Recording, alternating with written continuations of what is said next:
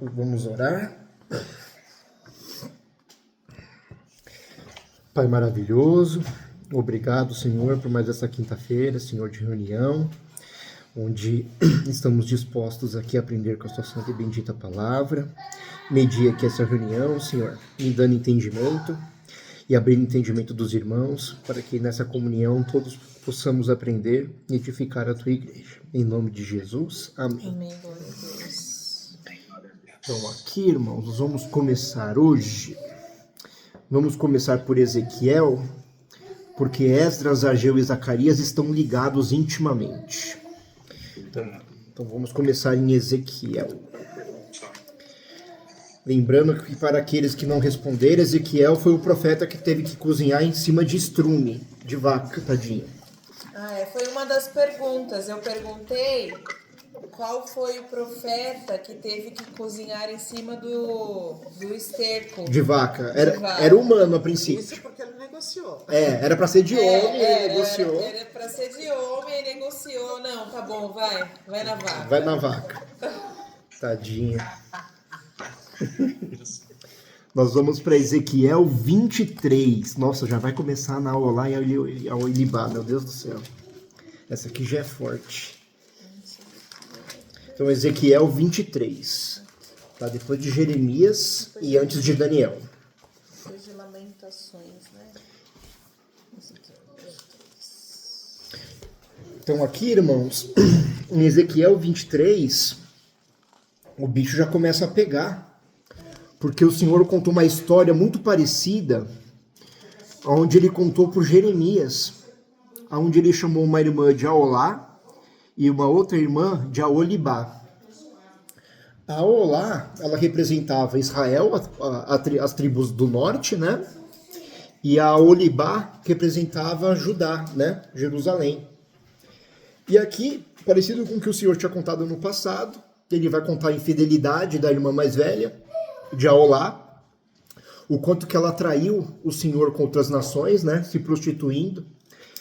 E a sua irmã mais nova, a Olibá, vendo o exemplo da mais velha, ao invés de ir para longe desse exemplo, ela acabou fazendo muito pior do que a sua irmã mais velha. Muito parecido com o relato de Jeremias que a gente já havia visto. E aí no capítulo 24, aqui é uma passagem de cortar o coração, que é quando a mulher de Ezequiel morre, e isso serve como exemplo para o povo de Judá entender que eles iriam padecer muito no seu exílio, né? Então aqui, ó, eu vou ler só uma primeira parte aqui para você, para contextualizar. Então aqui, em Ezequiel 24, vamos ler a partir do 15 para vocês verem, ó, que terrível, como que Ezequiel teve que sofrer por amor ao Senhor, ó. Diz assim, Ezequiel 24, 15. E veio a minha palavra do Senhor dizendo, filho do homem, eis que, de um golpe, tirarei de ti o desejo dos teus olhos. Então, aqui é uma metáfora, traduzindo, a sua esposa vai morrer na sua frente. Então, de um golpe tirarei de ti o desejo dos teus olhos, mas você não lamentarás, nem chorarás, nem te correrão as lágrimas. Olha só. Então a mulher de Ezequiel morreria, ele não poderia lamentar a morte da sua esposa. Geme em silêncio, não faças luto por mortos, ata o teu turbante e põe nos teus pés os teus sapatos, e não cubra os teus lábios, e não comas o pão dos homens. E falei ao povo pela manhã, olha só, e à tarde morreu minha mulher, e fiz pela manhã como me foi mandado. E o povo me disse, porventura não nos fará saber o que significam para nós estas coisas que estás fazendo?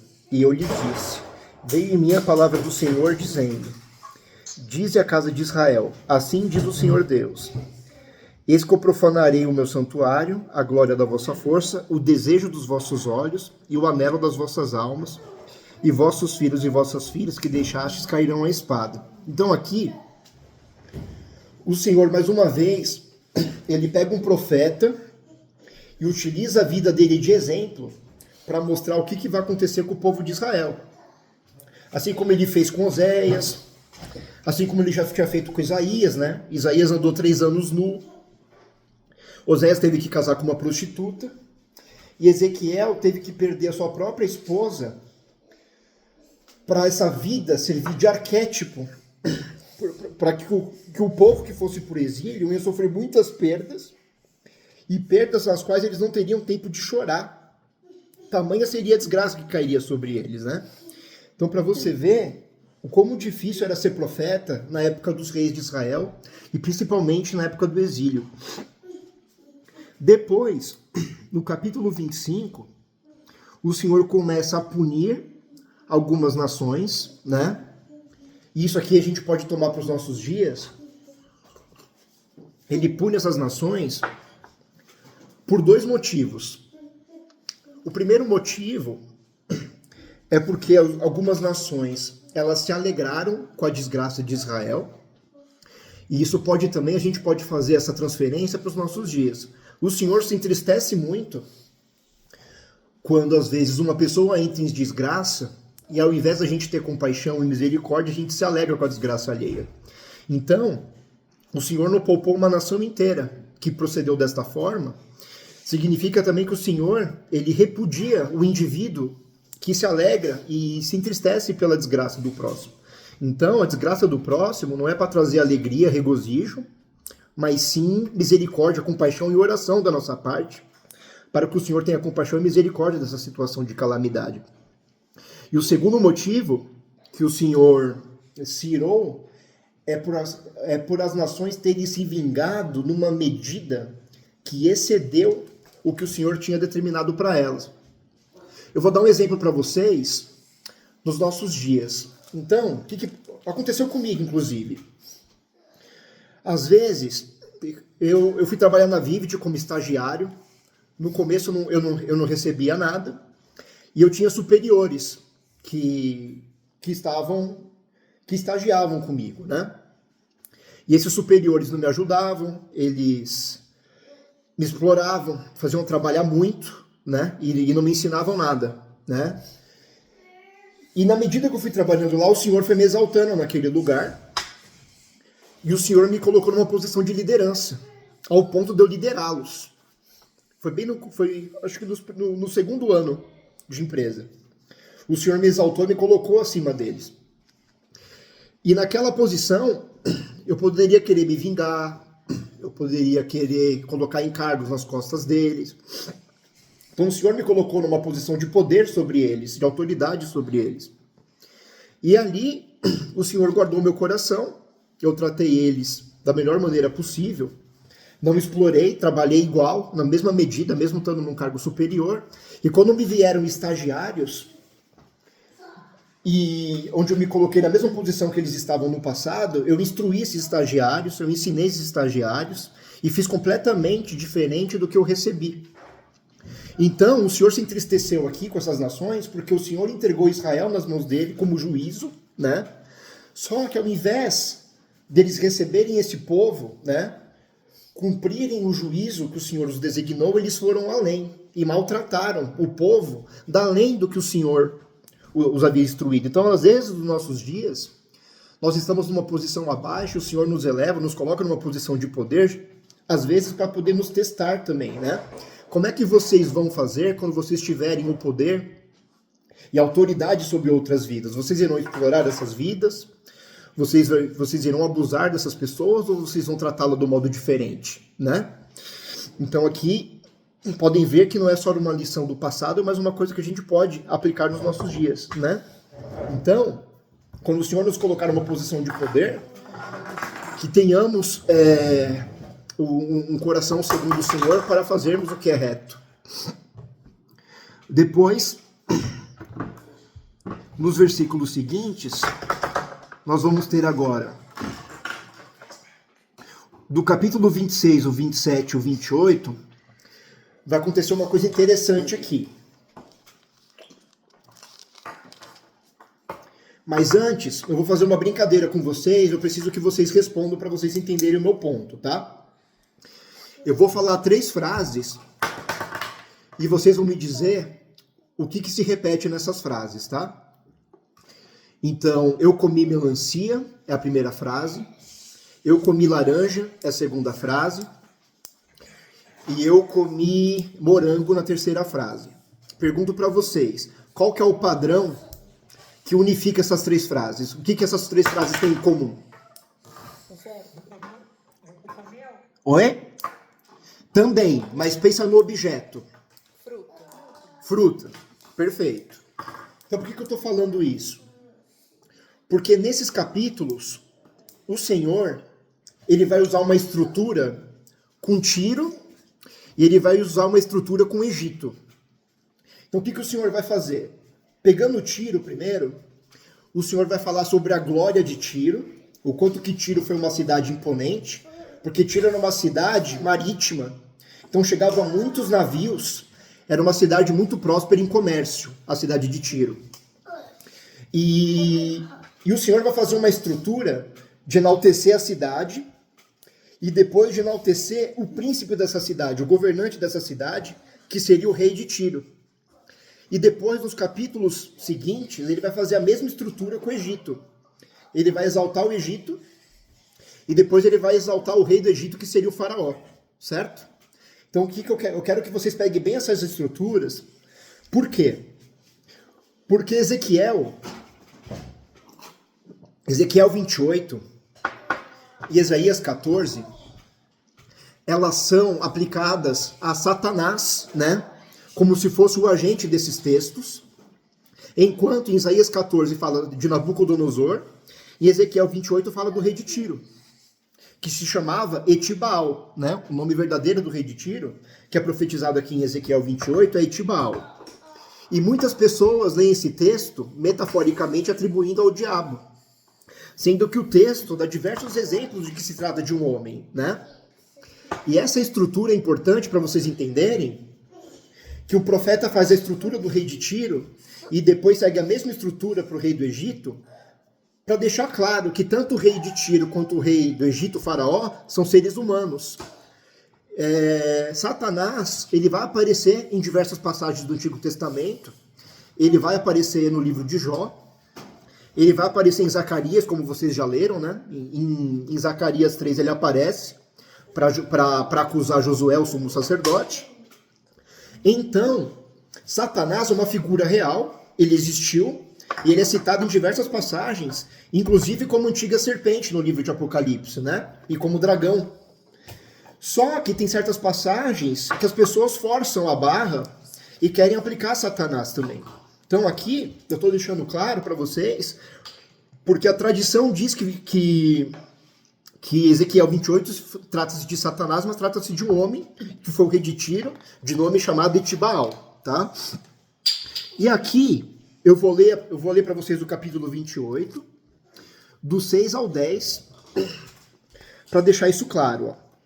Então diz assim, Ezequiel 28, do 6 ao 10. Portanto, assim diz o Senhor Deus, porquanto estimas o teu coração, como se for o coração de Deus, por isso eis que eu trarei sobre ti estrangeiros. Então o Senhor, ele não vai trazer anjos, ele não vai trazer exército celestial, ele vai trazer nações estrangeiras, os mais terríveis dentre as nações, que seriam os babilônicos aqui, os quais desabainharão as suas espadas contra a formosura da tua sabedoria, porque o rei de Tiro ele ficou muito famoso por ser um dos homens mais inteligentes e sábios que já existiram. E mancharão o teu resplendor, a sua glória. Eles te farão descer a cova, ou seja, ele iria ser morto, né? E morrerás da morte dos transpassados no meio dos mares. Então, esse rei iria morrer. Acaso dirás ainda diante daquele que te matar, eu sou Deus? Ó, mas tu és homem e não Deus. Então não está chamando ele de anjo, de querubim, de nada. Está tratando ele como um homem. Para deixar claro que aqui se trata de um ser humano do rei de Tiro. E não Deus, na mão do que te traspassa. Da morte dos incircuncisos morrerás, por mão de estrangeiros, porque eu falei, diz o Senhor Deus. Então é muito importante vocês, quando forem lerem um texto, observar também o que acontece ao redor do texto, né? Porque antes de falar do rei de Tiro, o Senhor falou da cidade de Tiro. E mais para frente, antes de falar do faraó, O Senhor falou do Egito. Então o Senhor às vezes mantém determinada ordem, determinado contexto, para se deixar claro o que o Senhor quer falar. E às vezes o Senhor repete esse contexto da mesma forma, para deixar claro do que se trata o assunto, para reforçar o conteúdo. Aí depois, no capítulo 29, o Senhor mostra por que ele vai levar o juízo até os egípcios, né? Então nós vamos ler aqui o 29:6. Diz assim: E saberão todos os moradores do Egito que eu sou o Senhor, porquanto se tornaram um cajado de cana para a casa de Israel. Tomando-te eles pela mão, te quebraste e lhe rasgaste todo o ombro. E quando se apoiaram em ti, te quebraste e lhes fazias tremer todos os teus lombos. Então o que aconteceu aqui? Lembra daquela semana que eu falei da profecia de Jeremias? Que o Senhor tinha proibido os remanescentes de Judá de irem para o Egito? E eles desobedeceram o Senhor? E não felizes ainda, eles falaram que iriam adorar a Rainha dos Céus? Sim. O Senhor está falando justamente disso. Porque os egípcios viram que Israel estava sob juízo. Israel veio pedir ajuda para os egípcios. E os egípcios serviram de cana, de bengala, para tentar auxiliar Israel. Sendo que Israel estava como instrumento de juízo. Então, por eles acudirem e tentarem ajudar o povo no qual o Senhor estava julgando, a punição vieram sobre os egípcios. E depois, mais à frente, no versículo 15 e 16, o Senhor vai deixar isso claro. Vai usar os egípcios como exemplo para a própria Jerusalém. Ó. Olha só que engraçado. Versículo 15 do mesmo capítulo 29. Não, vamos ler o 14 primeiro. E removerei o cativeiro dos egípcios. Então, o Senhor faria Nabucodonosor atacar, levar cativo, e depois o Senhor libertaria os egípcios. Ó. Então, removerei o cativeiro dos egípcios, e os farei voltar à terra de Patros, a terra de sua origem, e serão ali um reino humilde. Então, o Senhor, ele puniu o Egito por ajudar Jerusalém, mas ao mesmo tempo, ele queria transformar aquele povo no povo humilde. E aí, continuando. Mais humilde se fará do que os outros reinos, e nunca mais se exalçará sobre as nações, porque os diminuirei para que não dominem sobre as nações. E não será mais a confiança da casa de Israel, para lhes trazer à lembrança a sua iniquidade, quando olharem para trás deles, antes saberão que eu sou o Senhor Deus. Então olha só esse 16, que interessante. Ó. Então o Senhor, ele quebrou o Egito e trouxe de volta para mostrar para Jerusalém que o Egito não será mais a confiança. Para o Senhor, eles nunca mais vão recorrer ao Egito, porque eu tirei o poder do Egito e tornei o Egito numa nação humilde.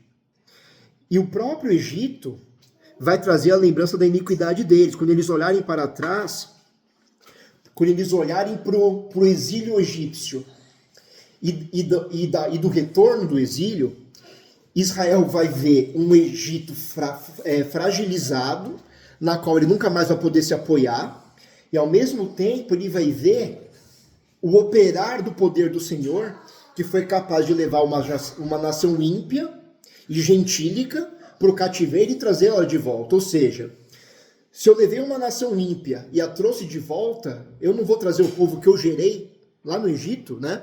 O povo que eu escolhi para ser o meu povo. Então, ao mesmo tempo que o Senhor, ele corrige Israel, ele disciplina Israel, ele ao mesmo tempo exerce misericórdia e faz isso usando o Egito de instrumento, corrigindo os próprios egípcios, conferindo humildade para os egípcios. Então, o Senhor, tudo está relacionado. Ele utiliza um povo para educar o outro, e ele usa um povo de exemplo para exortar e encorajar a fé do outro. Então, olha só quão grandioso é o nosso Deus nas suas intervenções na humanidade. Depois, no capítulo 32, acontece o que eu tinha falado para vocês. Dessa vez o Senhor pega os egípcios e o faraó como exemplo de juízo, em semelhança ao que ele fez ao rei de Tiro. E Ezequiel aqui, tá bom. Vamos parar por aqui em Ezequiel. Antes de prosseguir para Esdras, alguma dúvida em Ezequiel? Então, beleza. Então, vamos partir para Esdras.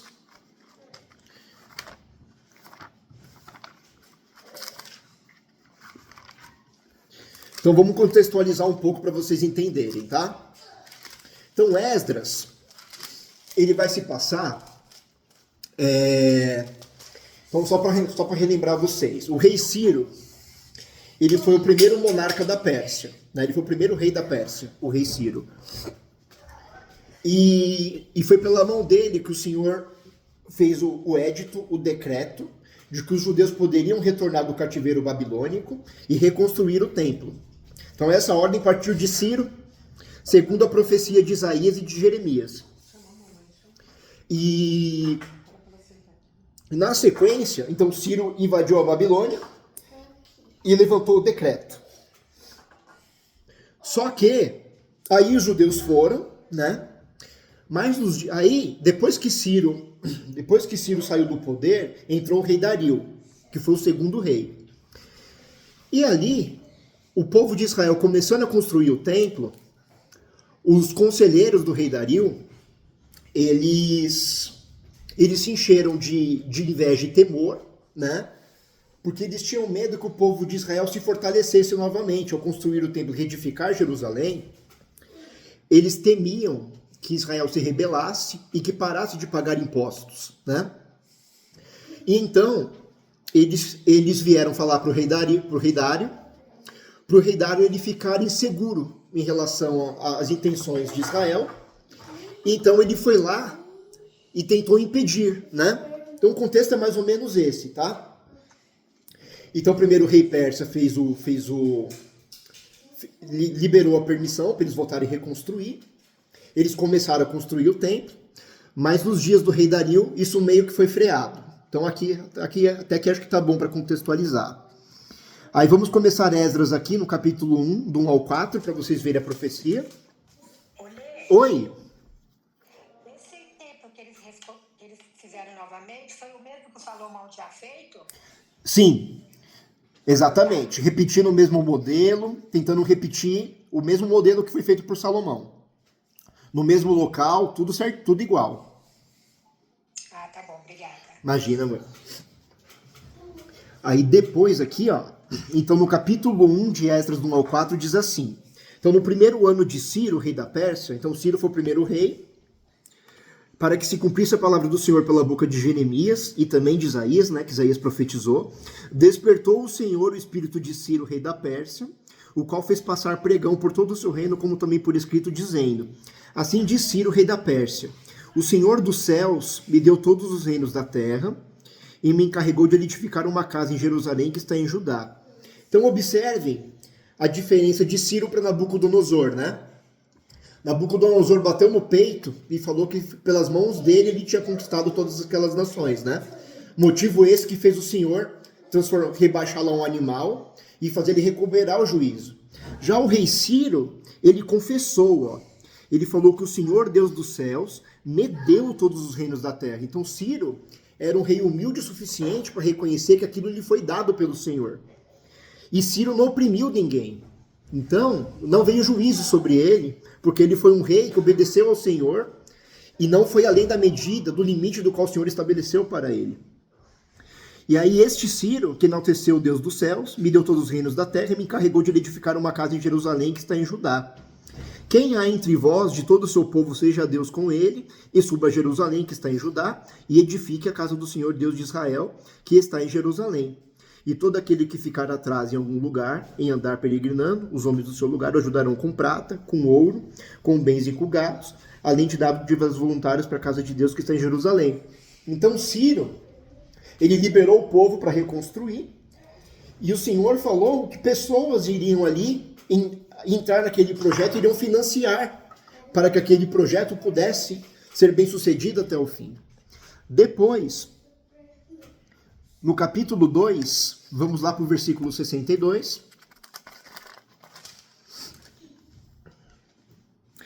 Diz assim: estes procuraram o seu registro entre os que estavam arrolados nas genealogias, mas não se acharam nelas. Assim, por imundos foram excluídos do sacerdócio. Então aqui, eles começaram a reconstruir o templo e eles começaram a reorganizar a ordem levítica, né? E aqui, por que eu destaquei esse versículo? Porque o povo voltou a temer a Deus e temeram Deus num limite tão alto que eles, o critério para se escolher o sacerdote foi amplamente respeitado. Então aqui, quando eles viram que os sacerdotes não estavam na genealogia de Arão, eles reputavam esse sacerdote como imundo e ele não poderia exercer o sacerdote. Então eles estavam levando com seriedade a reconstrução do templo e que os sacerdotes que estivessem no encargo do templo fossem necessariamente da ordem levítica, descendentes de Arão, né?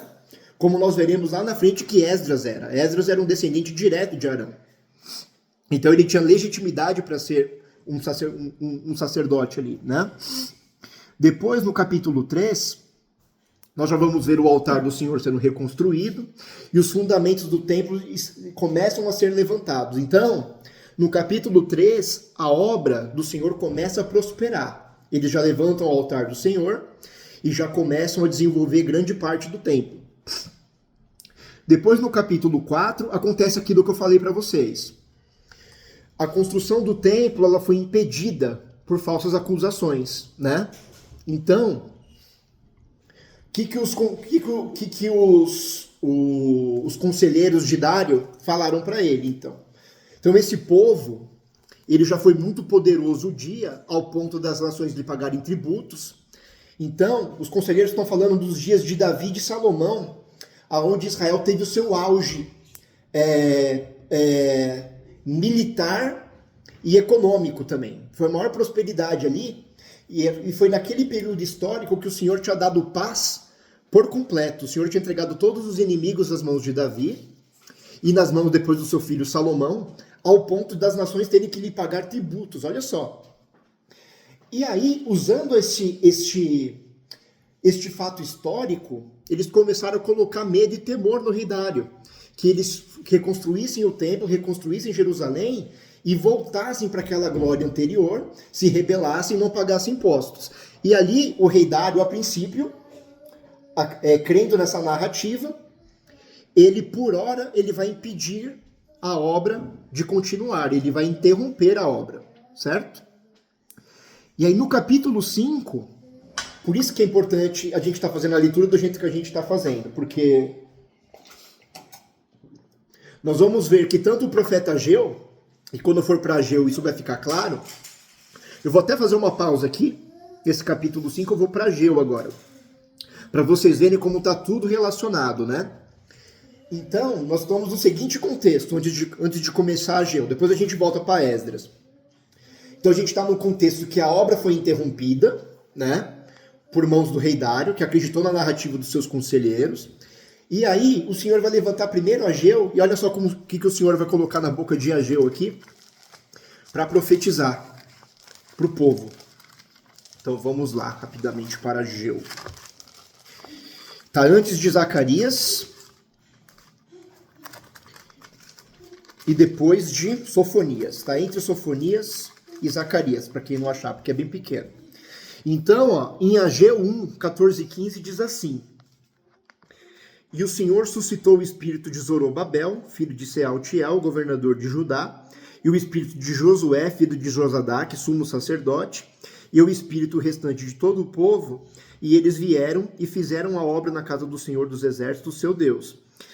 Então, por que o Senhor fortaleceu a Zorobabel, a Josué e ao povo? Porque no comecinho de Ageu, o Senhor vai falar assim, ó.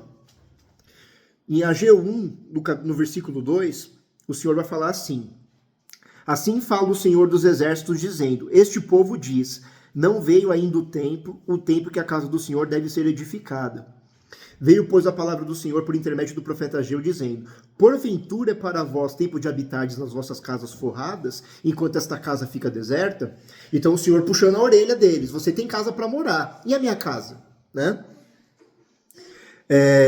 Ora, pois, assim diz o Senhor dos Exércitos: Considerai os vossos caminhos, semeais muito e recolheis pouco, comeis, porém não vos fartais, bebei, porém não vos saciais, vestivos, porém ninguém se aquece, e o que recebe salário recebe num saco furado. Porque eles interromperam a obra que o Senhor pediu para eles fazerem. Tudo bem que eles estavam obedecendo o rei Dário. Só que ali, quando o Senhor dá uma ordem e o Senhor não as desfaz, competia aquele povo temer mais o Senhor do que o rei Dário. E é por isso que o Senhor estava puxando a orelha deles, mediante o profeta Ageu, e nós vemos no finalzinho de Ageu 1 que eles entenderam. E então Zorobabel, Josué e o povo retomaram a obra, né? Depois, o Senhor, quando eles fossem voltar a reconstruir, isso aqui é muito importante para nós, olha o que o Senhor fala aqui em Ageu, do capítulo 2, do 11 ao 15. Isso é muito importante para nós nos dias de hoje. Ó. Diz assim: assim diz o Senhor dos Exércitos, pergunta agora aos sacerdotes acerca da lei, dizendo. Então é o Senhor questionando os sacerdotes mediante Ageu. Se alguém leva a carne santa na orla de suas vestes, e com ela tocar no pão, ou no guisado, ou no vinho, ou no azeite, ou em outro qualquer mantimento, porventura ficará isso santificado? E os sacerdotes responderam, não. E disse Ageu, se alguém for contaminado pelo contato com o corpo morto, tocar em alguma dessas coisas, ficará ela imunda? E os sacerdotes responderam, dizendo, ficará imunda. Então aqui em resumo, irmãos, o que o Senhor quis dizer? Quando a gente carrega algo santo, por tocar em outro objeto, não irá santificar esse objeto. Só que se nós estivermos imundo, ao entrar em contato com uma outra pessoa, a gente tem o poder de tornar aquilo imundo. Ou seja, a nossa santidade em si, depois o Senhor vai aplicar isso de uma outra forma, mas isso vale também para nós. Não necessariamente, os nós sermos santos, nós iremos, às vezes, modificar o ambiente. Às vezes pode acontecer de nós sermos luz do mundo num determinado ambiente e as pessoas vierem a se santificar e a pegarem o nosso testemunho, o nosso proceder e querer reproduzir isso. Mas a grande maioria das vezes não há essa conversão das pessoas ao nosso redor, do mundo, né? Mas se nós procedermos com mal, se nós fizermos coisas imorais e imundas, isso vai tender a influenciar muitas pessoas a fazer o mal. Então o mal, ele tem um poder muito grande de influenciar o próximo muito mais do que o bem. Porque a nossa carne, ela já vai buscar o mal, né? Nós temos uma natureza perversa e má. Então, quando nós vemos um mau exemplo, é vontade da nossa carne ir reproduzir este mau exemplo que nós vimos, né? Mas é contra-intuitivo para nós seguirmos o bem, praticarmos o bem. Exige um sacrifício, uma vontade forte para querer fazer o bem. Enquanto para nós é natural fazer o mal. E aí depois o Senhor, no versículo 14, ele vai falar assim para o povo. Ó. Então respondeu Ageu dizendo, assim é este povo, olha só, e assim é esta nação diante de mim, diz o Senhor, e assim é toda a obra das suas mãos, e tudo que ali oferecem, imundo é. Ou seja, por eles terem o coração perverso e fazerem as coisas na hipocrisia e na maldade, quando eles iam oferecer sacrifícios, quando eles iriam acender incensos e fazer ofertas ao Senhor, aquilo subia com mau cheiro, porque embora o rito estava correto, o coração era perverso. Então o Senhor já estava advertindo eles, antes de vocês edificarem o templo, trabalhe o coração de vocês, para quando vocês forem fazer uma oferta, quando vocês forem trabalhar para mim neste templo, a oferta de vocês possam subir, pois vocês estão com o coração arrependido, com coração de carne no lugar de coração de pedra. Então, que vocês não pensem que apenas um templo, que apenas o rito será suficiente para subir aos céus a tua oferta. Mas o coração de vocês tem que estar limpo como premissa para que vocês possam levantar essas ofertas e eu possa recebê-las, né? E aí no versículo 15, ó, agora, pois, eu vos rogo, considerai isto desde este dia em diante, antes que se lançasse pedra sobre pedra no templo do Senhor. Então, pensem muito bem antes de levantar o templo, se santifiquem, se regenerem, pensem no propósito do templo e do modo que vocês vão me oferecer os serviços neste templo, para que vocês não voltem a blasfemar e a manchar, a macular esse templo que está sendo reedificado. Então aqui era um alerta para eles terem temor por esse segundo templo, temor este que faltou no primeiro templo, né? Que se tornou instrumento de tanta idolatria para outros deuses, né? Então aqui a gente pode voltar para Esdras agora. A gente parou no capítulo 5. E aí, ó, aqui em Esdras, no capítulo 6, vou contextualizar um pouco para vocês entenderem, tá? Para não ficar meio que voando.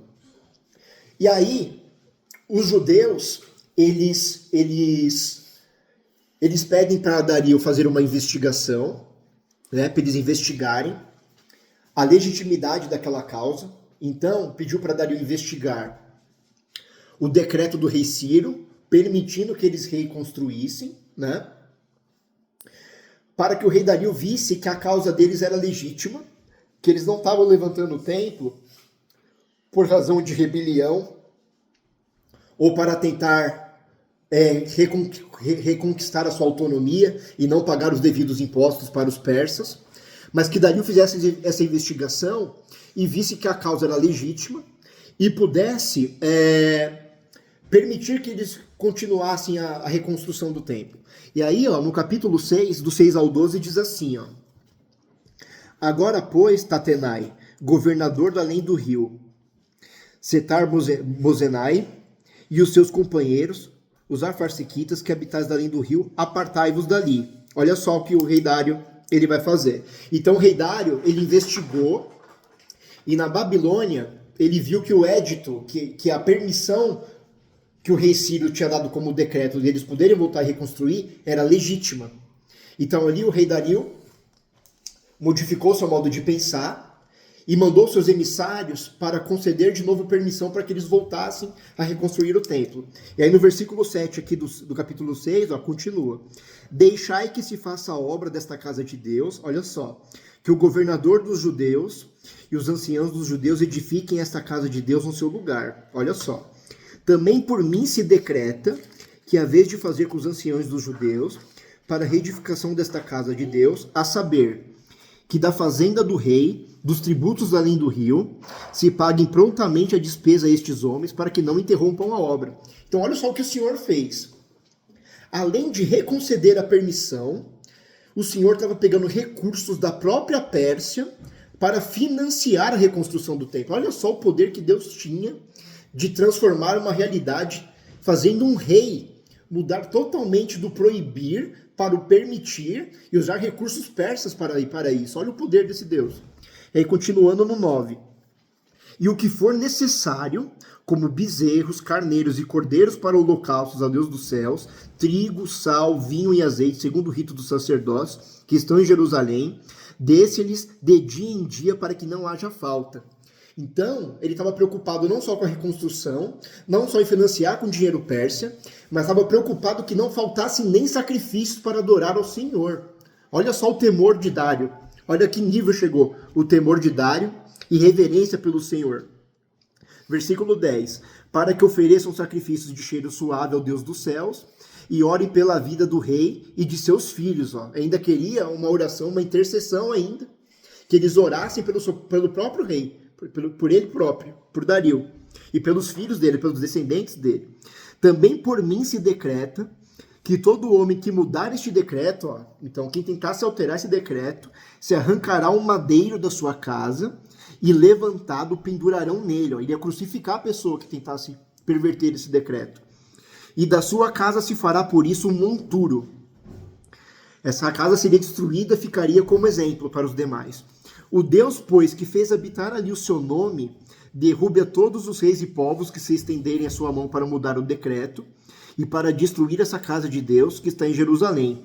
Eu, Dário, baixei o decreto com diligência se faça.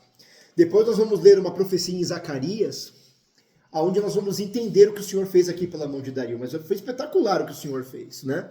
Porque ele reconcedeu uma permissão, financiou com dinheiro persa, financiou os animais para o sacrifício, ainda pediu uma oração de intercessão por ele e pela família. Olha só a mudança de coração, a metanoia que o Senhor fez no coração do rei Dário.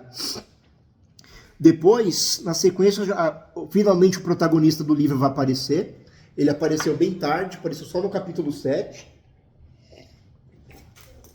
Nós vamos ver que Esdras, ele era um sacerdote, descendente de Arão. Então ele era um sacerdote legítimo pro ofício, né? Ele era um sacerdote que a princípio estava na Pérsia. E ali nós vamos ver acho que aqui já é o rei Xerxes, deixa eu ver quem que enviou ele. Foi Artaxerxes já. Então aqui só para vocês pegarem a cronologia dos reis, tá? Teve o rei Ciro, que foi o primeiro. Depois nós vamos ter o rei Dário. E Esdras, ele foi enviado para Jerusalém sob o governo de Artaxerxes. Mas nós tivemos Xerxes, que foi Assuero, que foi o terceiro rei. Então ele era chamado de Xerxes ou de Assuero. E depois nós tivemos o quarto rei, que é Artaxerxes I, porque teve mais de um Artaxerxes.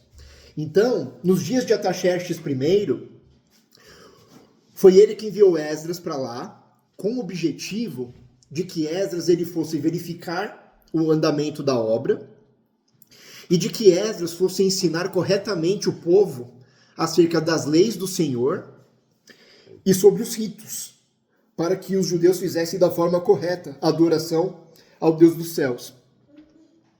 Então aqui nós vamos ler primeiro o capítulo 7, o versículo 10, para nós entendermos um pouco mais sobre o caráter de Esdras. Então diz assim, no 7:10: Porque Esdras tinha preparado o seu coração para buscar a lei do Senhor e para cumpri-la e para ensinar em Israel os seus estatutos e os seus juízos. Então olha só como que o coração de Esdras estava proposto nessa missão que lhe foi conferida por Artaxerxes. Ele foi com este desejo. Então ele viveu a vida toda obedecendo e conhecendo as leis do Senhor, com um desejo de fazer elas cumprirem na sua terra, quando ele fosse para lá, e ensinar com essa mesma diligência da qual ele praticava. Sendo, portanto, um sacerdote segundo o coração de Deus, e não um sacerdote hipócrita da época de Cristo, que sabia a lei de cor, mas não a vivia, né? Depois, na sequência, então Esdras, ele foi designado, né, para o ensino, mas também o rei Artaxerxes lhe deu recursos, né? Ele deu recursos para que ele levasse para a construção do templo e animais. Então, na semelhança do rei Dário, Artaxerxes ele estava financiando também o templo. E também Esdras, quando chegasse lá, ele teria autoridade para levantar magistrados e juízes para poder julgar o povo de modo correto, segundo as leis do Senhor. Então Esdras ele foi levantado e ele foi incumbido de voltar para Jerusalém por Artaxerxes com estes propósitos, né? Depois, nós vamos aqui para o capítulo 8, nos versículos 21 e 23.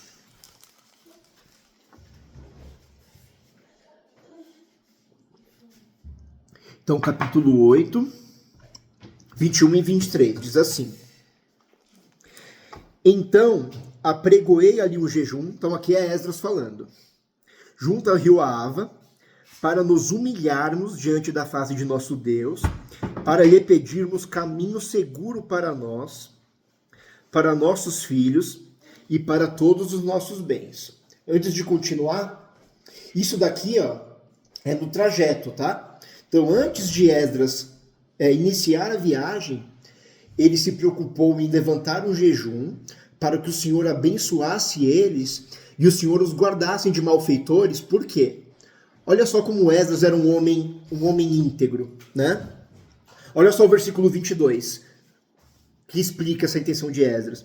Porque tive vergonha, olha só, o caráter desse homem, de pedir ao rei exército e cavaleiros para nos defenderem do inimigo pelo caminho, porquanto tínhamos falado ao rei, dizendo: a mão do nosso Deus é sobre todos os que o buscam para o bem deles, mas o seu poder e a sua ira contra todos os que o deixam.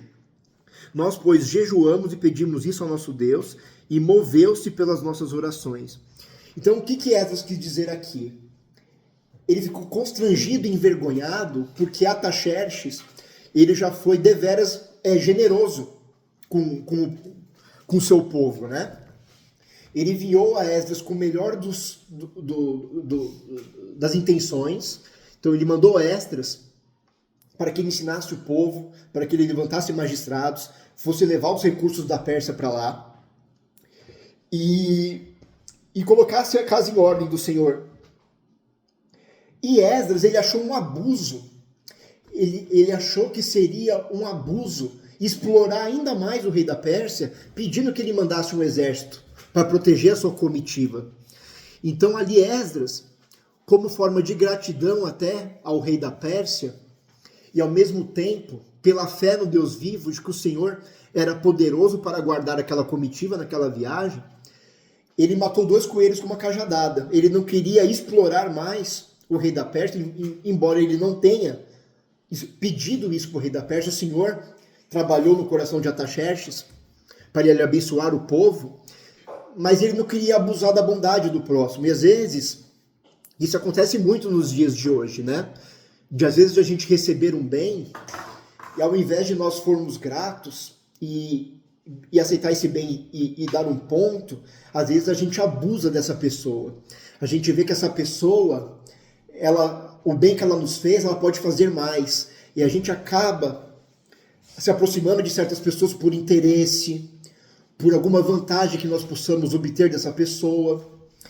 E você vê aqui em Esdras que ele não queria abusar do rei Artaxerxes. E por ter vergonha de pedir algo a mais de um homem que ele considerou muito generoso, ele confiou ao Senhor a defesa, né, da comitiva.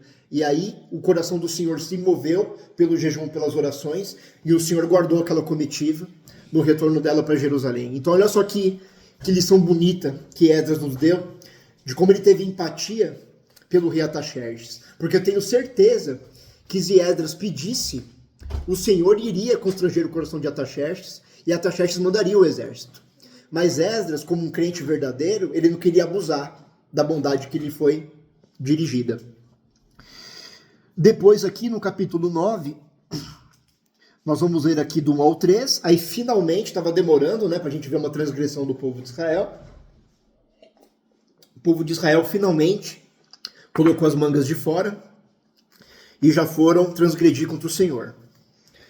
Então, no capítulo 9, dos versículos 1 ao 3, diz assim: Acabadas, pois, estas coisas, chegaram-se a mim os príncipes, dizendo: O povo de Israel, os sacerdotes e os levitas, não se têm separado dos povos destas terras, seguindo as abominações dos cananeus, dos heteus, dos perizeus e dos jebuseus, dos amonitas, dos moabitas, dos egípcios e dos amorreus.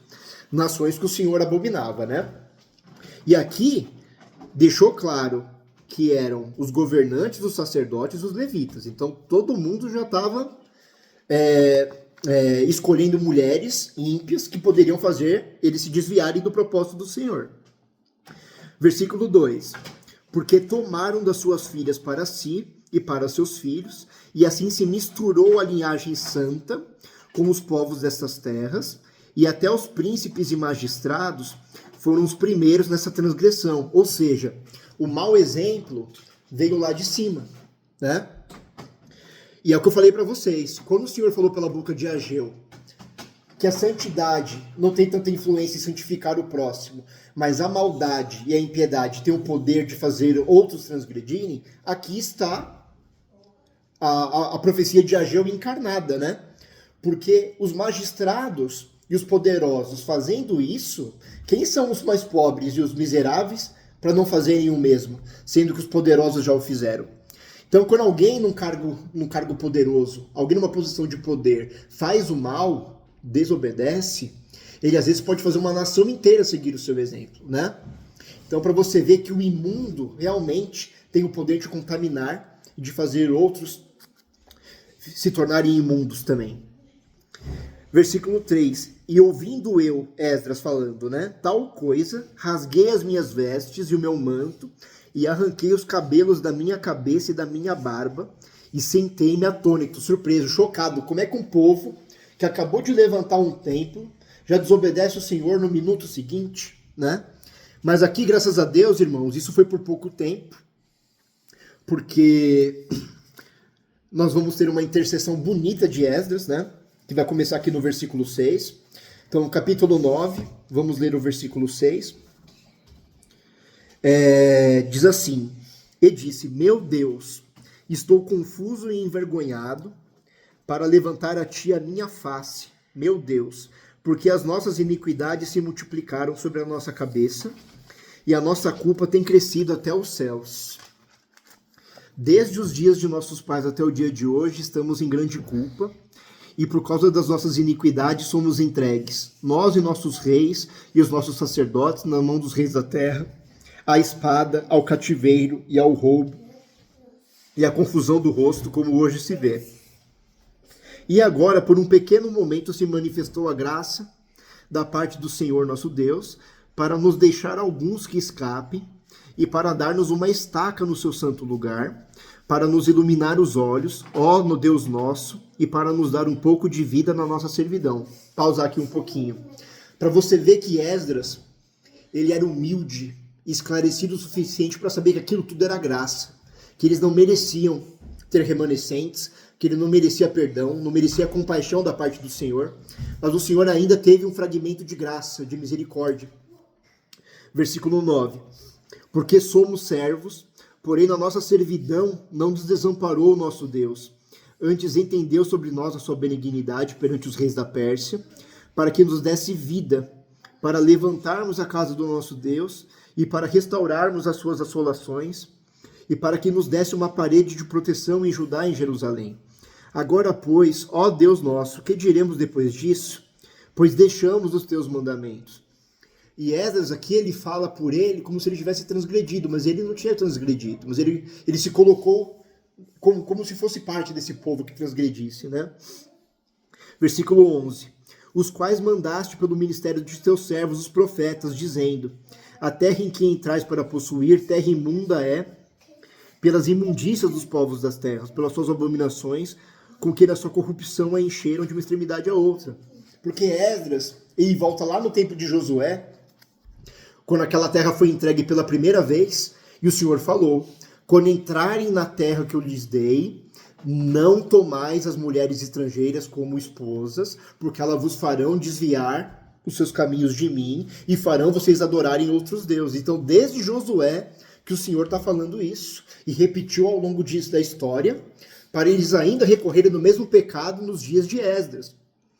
Só que graças a Deus, irmãos, essa oração de Esdras de intercessão quebrantou o povo.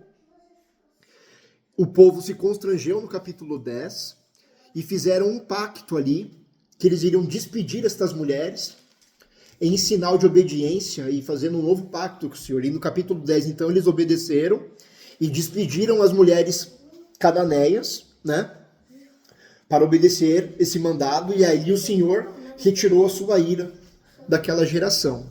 Então, Esdras, basicamente, esse é o resumo, né? Zacarias, eu vou fazer uma leitura bem rápida, para não ficar muito maçante. Então, Zacarias está depois de Ageu e antes de Malaquias. Então, no capítulo 1, o Senhor faz um lindo chamado ao arrependimento. Ó. Então, Zacarias 1, do 3 ao 6. Portanto, diz-lhes: assim diz o Senhor dos Exércitos: tornai-vos para mim, diz o Senhor dos Exércitos, e eu me tornarei para vós, diz o Senhor dos Exércitos. E não sejais como vossos pais, aos quais clamavam os primeiros profetas, dizendo: assim diz o Senhor dos Exércitos: convertei-vos agora dos vossos maus caminhos e das vossas más obras, mas não ouviram nem me escutaram, disse o Senhor.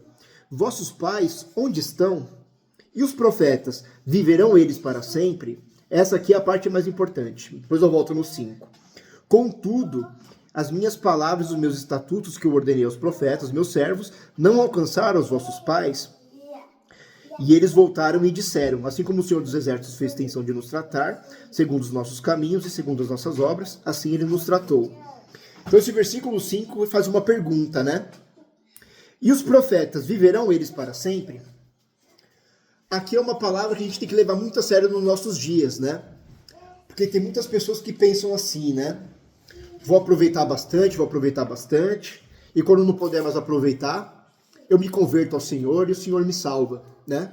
Mas nós não sabemos até quando vai ter profeta, até quando vai ter evangelho sendo pregado, né? O Senhor Jesus vai voltar como um ladrão, né? Então quando a gente menos espera. Eu posso colocar o meu filho para dormir hoje, e o Senhor Jesus, e a trombeta soar no céu, o Senhor Jesus descer. A gente não sabe. Então aqui quando o Senhor fala isso, né? Haverá profeta para sempre, né? Tipo, eles viverão para sempre. Teve um vazio profético no Antigo Testamento, depois de Malaquias, né? Um grande ato, onde João Batista, depois de mais ou menos 300 anos, voltou a profetizar. E dos nossos dias nós não sabemos, a volta de Cristo é iminente, pode acontecer a qualquer momento. Então, convertam-se hoje, se arrependam hoje, se voltem para o Senhor hoje, né? Porque nós não sabemos quando o Senhor voltará para nos buscar, mas nós podemos ir ao Senhor no dia de hoje, né? Então, é uma advertência de emergência, né? Ide com emergência para o Senhor. Depois, no versículo 12 e 14, ainda desse capítulo, nós vamos ver o anjo do Senhor, né? Que era uma manifestação do Messias no Antigo Testamento, dizendo assim: então o anjo do Senhor respondeu e disse: ó Senhor dos exércitos, até quando não terás compaixão de Jerusalém e das cidades de Judá, contra as quais estiveste tirado esses 70 anos? E o Senhor respondeu ao anjo, que falava comigo com palavras boas, palavras consoladoras. Então nós vemos aqui um dos papéis de Cristo, né? Que é o papel de mediador, de advogado. Ele, às vezes, ele nos vem e nos defende mediante ao Pai, tentando apelar que o Pai tenha misericórdia e compaixão, e que o Pai faça coisas boas para nós, e nos perdoe, e nos santifique. Então aqui no Antigo Testamento nós já temos essa manifestação de advogado do Senhor Jesus, né? Na figura do anjo do Senhor. Depois no capítulo 2 nós tivemos mais uma profecia de reconstrução de Jerusalém. No capítulo 3, do versículo 1 ao 7, nós temos mais esse exemplo de advogado do Senhor. Aqui Satanás aparece sendo Satanás mesmo, né? Literalmente. Então vamos ler rapidamente aqui o 3, 1 ao 7, de Zacarias. E ele mostrou-me o sumo sacerdote Josué, lembrando que esse Josué é o que estava com Zorobabel ali, né? No livro de Esdras, o qual estava diante do anjo do Senhor, ó. Então tinha o anjo do Senhor de um lado e Satanás à sua mão direita para se lhe opor. Então pense num tribunal, né? Tem o juiz que é Deus, geralmente o acusado está num banco, né? Tem o advogado de defesa do lado do réu, e nós temos o promotor, que é o que ataca, né? Então, é mais ou menos essa figura do tribunal, né? O réu é Josué, o advogado de defesa é Cristo, na figura do anjo do Senhor, porque ele não tinha sido manifesto ainda, né? Em carne, por Maria. E Satanás era o promotor que atacava e tentava fazer o Senhor condenar Josué, né? Mas o Senhor disse a Satanás: o Senhor te repreenda. E aqui eu lembrei muito do rei Davi, né? Porque o rei Davi fala: o Senhor disse ao meu Senhor: assenta-te à minha direita. E aqui é o Senhor falando para o outro Senhor, né? Mas o Senhor disse a Satanás: o Senhor te repreenda. Então é muito parecido com o Salmo 110 de Davi, quando ele fala do Senhor falando com outro Senhor, né? O Senhor que escolheu Jerusalém te repreenda. Não é este um tição tirado do fogo? Josué, vestido de vestes sujas, estava diante do anjo. Então respondeu os que estavam diante dele, dizendo: tirai-lhe essas vestes sujas. E Josué disse: eis que tenho feito com que passe de ti a tua iniquidade, e te vestirei de vestes finas. Então o Senhor perdoou Josué, né? Trocou as suas vestes. Então o Senhor, ele deu atenção ao advogado de defesa, mas não ao promotor. E no versículo 7, mesmo o Senhor perdoando Josué, o Senhor adverte Josué, ó. Falou: assim diz o Senhor dos exércitos: se andares nos meus caminhos e se observares a minha ordenança, também tu julgarás a minha casa, e também guardarás os meus átrios, e te darei livre acesso entre os que estão aqui. Ou seja, embora eu te perdoei, Josué, ainda compete a ti se santificar, te manter santo e guardar os meus estatutos e caminhos, para que você seja digno de julgar, de administrar e de ensinar o meu povo. Então, não é que o Senhor perdoou e acabou. Viva a vontade. Não, continua se santificando, para que você não incorra na acusação do diabo, e dessa vez eu não te perdoe, mas sim te condene. Então a intercessão do anjo do Senhor funcionou, só que fica a advertência, né? Deixa eu ver se tem mais alguma parte aqui interessante. Vamos encerrar aqui. O que ele quer dizer com trarei o meu servo renovo? O renovo seria uma profecia messiânica. Eu vou ler isso agora, inclusive. Você acabou de me pegar aqui, ó. Porque eu vou continuar agora. Eu vou ler os versículos 8 e 9, aonde vai ter uma profecia clara messiânica aqui, ó. Olha só que interessante. Ouve, pois, Josué, sumo sacerdote, tu e os teus companheiros que se assentam diante de ti, porque são homens portentosos, eis que eu te farei vir o meu servo, o renovo. Então aqui começa a profecia messiânica. Olha só depois. Porque eis aqui a pedra que pus diante de Josué. Lembrando que toda figura de pedra é uma referência a Cristo, a pedra de esquina, que lá na frente os edificadores irão rejeitar. Sobre esta pedra única, ou seja, não a outra, ela é única, né? Estão 7 olhos. Esses 7 olhos significa que os olhos vão ver todas as coisas. Esses 7 olhos denotam onipresença, né? Eis que eu esculpirei a sua escultura, diz o Senhor dos Exércitos. E olha só agora. E tirarei a iniquidade desta terra num só dia. Isso se cumpriu quando? Quando Jesus falou, está consumado na cruz. E morreu. Nesse único dia, o Senhor cumpriu sua profecia de Zacarias 3:9. Ele tirou a iniquidade da terra em um só dia. Então, a partir daquele momento, o Senhor estava eliminando a iniquidade. Não que ela não se apresentasse mais ao mundo, mas a força do pecado, que antes nos oprimia e da qual nós não conseguiríamos nos libertar, agora era possível, mediante a fé no que Jesus fez na cruz. Então, olha só que bonito, né? Vou encerrar aqui com essa linda profecia messiânica. Vou abrir agora um espaço para dúvidas. Mas antes das dúvidas, só complementando um pouco o que a Vânia perguntou, o segundo templo, Vânia, ele vai ser mais glorioso do que o primeiro templo, tá? Então ele vai exceder em glória, e eu não me lembro se em dimensão, mas ele vai exceder em glória o primeiro templo, tá? Mais pra frente. Agora eu vou abrir para dúvidas agora.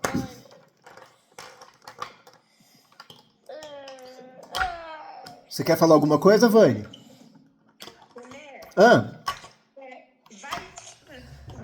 Falta poucas coisas para a gente ler. Aham. Vai ter algum desses que eles vão. Eu fiquei na dúvida. Por que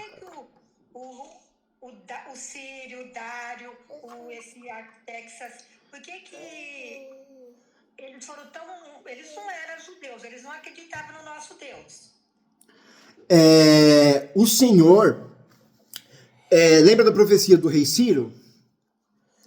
Então o Senhor, ele levantou Ciro, e com certeza absoluta, o Senhor, ele se apresentou em visões para Ciro. Porque... Vai algum profeta, vai comentar isso? Isso eu queria saber. Não. Só tem a profecia de que o Senhor levantou Ciro com esse propósito, né? Então, antes de Ciro nascer, antes dele vir na barriga da mãe dele, o Senhor já sabia que Ciro libertaria o povo da Babilônia e daria permissão para eles voltarem a reconstruir. Então, Ciro nasceu com esse propósito, né? E depois o Senhor, de alguma forma, eu não sei se por sonhos, qual caminho o Senhor tomou para convencer também o rei Dário e Artaxerxes que ele era o Deus dos céus, né? E favorecendo toda aquela geração, né? Eu acho que ainda ia ter algum profeta que ia falar disso. Então, eu acredito que tenha sido uma experiência pessoal que eles tiveram com o Senhor. Igual Nabucodonosor teve, né? Depois que Nabucodonosor foi humilhado, E o Senhor trouxe ele de volta para recobrir nos juízos, né? Mas Daniel sabia muita coisa que ia acontecer em relação a Nabucodonosor. Sim, a própria precisão das profecias de Daniel mostraram para Nabucodonosor que o Deus vivo era um Deus legítimo, né? Então, Daniel falou muito. Agora, eu queria saber se algum deles outros que a gente ainda não tinha estudado teria falado disso. Não, eles não tiveram... Daniel ainda falou nos dias de Dário. Então, Dário, ele ainda observou algumas profecias de Daniel, entendeu? Então a gente pode dizer que Ciro e Dário, eles tiveram evidências do poder de Deus através de Daniel. Certo? Já Artaxerxes, que é do dias de Esdras, ele não teve contato com Daniel. Então ali provavelmente o Senhor trabalhou ali no coração dele com alguma experiência, ou por visão, ou por sonhos. O Senhor de alguma forma convenceu Artaxerxes que ele era o Deus dos céus e que ele tinha que financiar essa reconstrução do templo e essa reedificação de Jerusalém, né? Agora outra pergunta. Pode perguntar. No final de Esdras, Uhum. eles largaram todas as mulheres e os filhos que eles tiveram? Foi muito parecido essa parte, Vânia? Sim. Foi muito parecido com Abraão despedindo Agar, lembra? Ah, sim. Que ele teve o Ismael, né? Isso. E ali Ismael começou a perturbar Isaac. E Agar começou a perturbar Sara. E teve aquela desavença ao ponto de Abraão ter que despedir.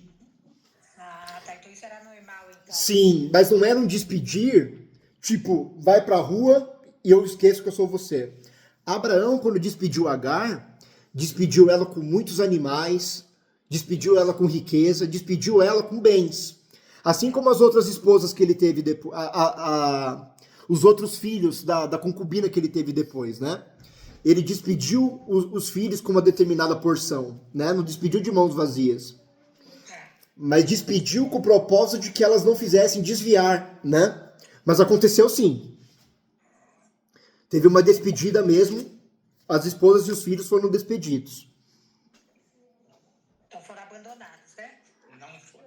Não abandonados, porque abandonado pressupõe que você chutou eles para fora sem nada. Tá bom. Despedido significa que você está dando recursos, terras e algum lugar para essas pessoas habitarem, mas eles não podem coexistir no mesmo espaço por conta da divergência de crenças, não fazer eles desviarem. Porque eles estavam em julgo desigual aqui. É como se eu servisse o Deus de Israel e me casasse com uma pessoa do candomblé, por exemplo, que sacrificasse aqui os animais no meu quintal. Entendeu, Vânia? Então eu adoro o Deus vivo e no meu quintal eu tô vendo minha esposa adorar um outro Deus com outras coisas. E aí esse julgo desigual poderia fazer o meu lado ser contaminado pelo dela, porque foi o que Ageu falou. É mais fácil as trevas influenciarem a luz do que a luz influenciarem as trevas. Certo, entendi. Beleza? Obrigada. Imagina. Mais alguém, gente? Então aqui eu vou fazer uma oração final. Pai maravilhoso, muito obrigado, Senhor, pelas dúvidas aqui da Vânia que edificam muito o debate primeiramente. Te agradeço também por essas leituras, Senhor. Quantas coisas duras, né? O profeta Ezequiel teve que passar por amor a Ti, Senhor. O profeta Jeremias, o profeta Isaías, né? Como esses profetas se dedicaram e se derramaram e confiaram plenamente em Você, Senhor. Mesmo nas dificuldades e nos arquétipos que eles tinham que encarnar, Senhor. Para fazer aquele povo de coração duro tentar entender de alguma forma. Te agradecemos também, Senhor, por nós vermos no livro de Esdras quão grande misericórdia e graça o Senhor teve por toda aquela geração, Senhor, no qual Esdras pontuou pela sua oração de quebrantamento. Você não precisava, Senhor, ter perdoado, mas o Senhor, por amor aos teus servos do passado, Abraão, Isaque e Jacó, e o próprio rei Davi, o Senhor sempre sustentou um remanescente e tentou fazer esse remanescente prosperar e te obedecer, para que o Senhor não os consumisse por completo, Senhor.